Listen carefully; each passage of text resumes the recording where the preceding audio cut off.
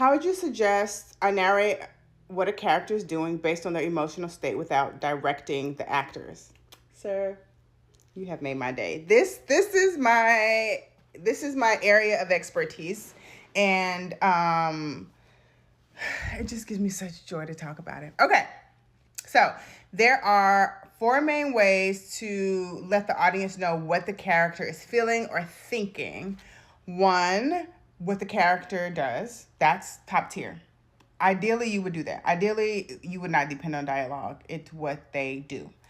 Two, what the character says, and the highlight of that and doing that in a sophisticated way is using subtext. Three, what another character does in reaction to said character with the feelings. And then the next would be what another character says. So here's an example. Let's say you have a mother who is going through a hard time. She just lost her child, right? And she's grieving, and you don't want to direct this actor and tell this actor exactly what to do. So how are you going to handle it? Well, let's say the mother goes into a room and she goes into her child's room and she sits on the bed, right? What she does tells you how she feels. So if she sits on the bed, but she quickly spreads out the blanket, she doesn't want to mess it up. She wants everything to stay exactly how it used to be when her kid was alive, as opposed to going into the action lines of your screenplay and saying, she doesn't want to mess anything up. She wants everything to look like the day she lost her child and that her child is still there. So what you would do is give her action. She smooths out the bed. She gets up. She trips over a toy, and as opposed to putting it up, puts it right back in its place. That tells us everything we need to know. Then if you're not able to accomplish something like that with the scene that you have, then you can move into dialogue, which would look like her walking into the room and saying something like, "Good morning."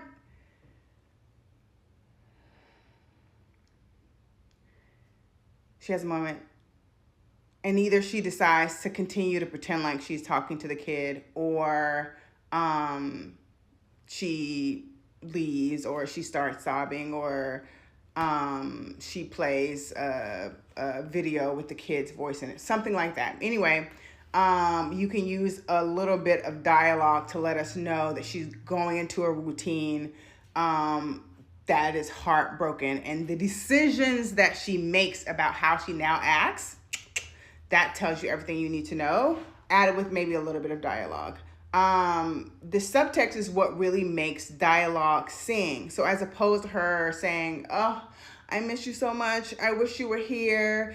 Remember that time we went to the park, blah, blah, blah." That's a little on the nose. But if you want to do something more sophisticated and what, we would consider just better writing, you would have her go into that room and maybe she washes the kid's clothes even though the kid isn't there, and she does his laundry and puts up the clothes and stuff like that, and she's like putting away something, and she laughs and she says, I can never get this jam out of your overalls. I don't know what it is about jelly that you like, but whatever.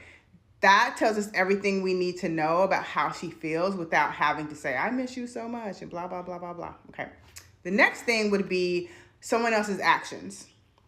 So let's say she's just sitting at home on the sofa and nothing about the situation tells us how she feels. But let's say her spouse walks in and her husband asks, "Did you have a good day today?"